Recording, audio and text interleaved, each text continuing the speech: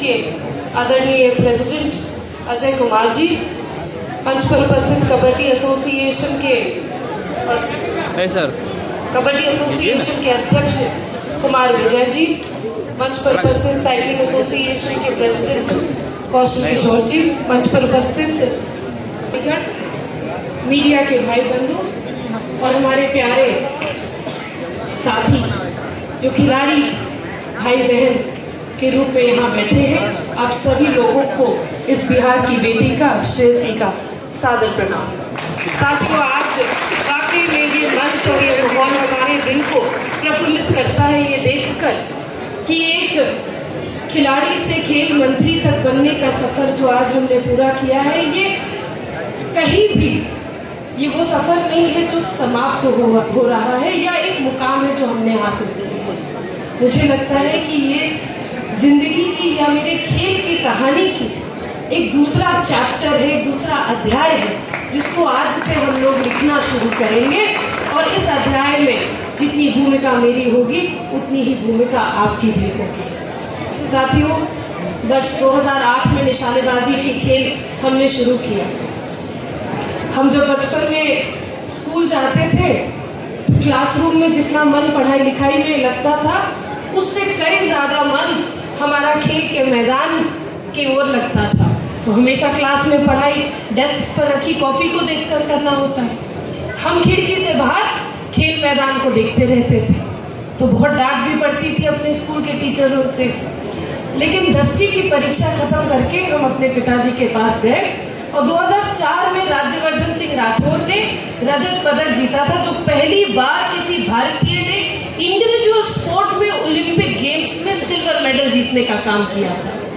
तो उनकी तरफ जो आदर सम्मान, लोगों के प्रति जो भावना देखकर हम बड़े आकर्षित हुए।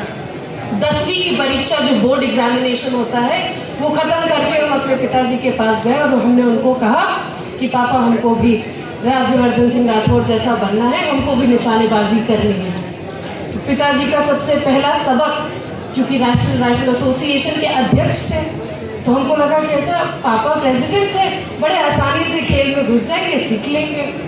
तो सबसे पहले हमारे पिताजी स्वर्गीय दादा दिग्विजय सिंह जी ने हमको सिखाया कि श्रेयसी, यदि निशानेबाजी करनी है तो बिल्कुल करो, आगे बढ़ो, बिहार को लेकर आगे बढ़ो, लेकिन हमसे किसी मदद की उम्मीद और अपेक्षा मत करना।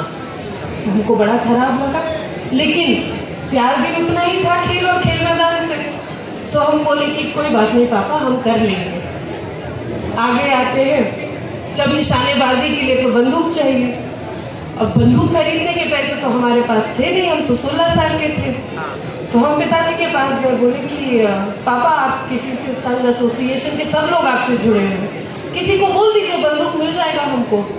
तो पापा बोले कि हम पहले दिन तुमको बोले थे कि हमसे कोई भी मदद की उम्मीद मत रखना। साथियों, उस दिन हम अपने सीनियर खिलाड़ियों के पास गए, कुछ और कोचर के पास गए और उनसे हमने पूछा कि अगर आपके पास कोई बंदूक है तो हमको उधार में दे दीजिए, क्योंकि हमारे पास अपनी कोई बंदूक नहीं है। सब लोग कभी कभी मजाक भी उड़ाते थे कि अरे, इतने बड़े अध्यक्ष, संघ के अध्यक्ष की बेटी होने के बाद उधार पर बंदूक ले रही है। तो उसको छुपाने के लिए हम बोले कि नहीं, हम अपने से करना चाहते हैं, इसीलिए हमको उधार आप ही अपनी बंदूक दे दीजिए। एक वो दिन था साथियों, और वो संघर्ष वहाँ से शुरू हुआ।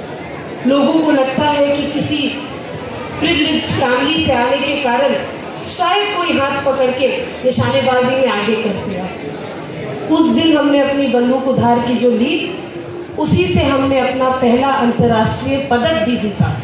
और अफसोसजनक बात ये थी कि 2008 में जो कहानी शुरू हुई, वो 2011 में जब हमने अपने स्पॉन्सरशिप के माध्यम से इतने पैसे इकट्ठा कर लिए थे कि हम अपनी बंदूक खरीद पाए, हमारे पिताजी वो दिन देखने के लिए जिंदा नहीं रहे।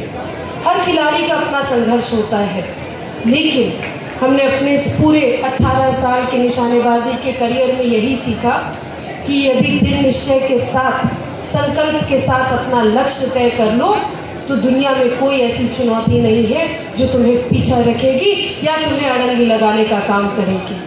हमने हर रोज अपने आप से सिर्फ रात में सोने से पहले एक सवाल किया कि क्या आज के दिन में 100% अपनी क्षमता अनुसार हमने अपनी निशानेबाजी की प्रशिक्षण को दिया या नहीं दिया।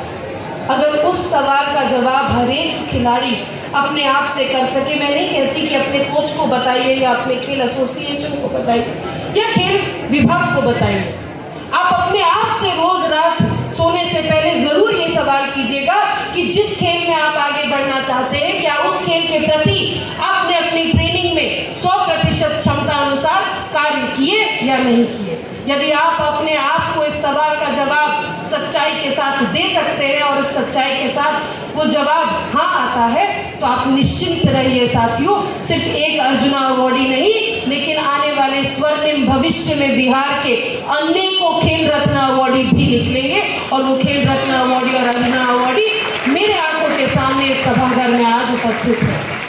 हम लोग 2000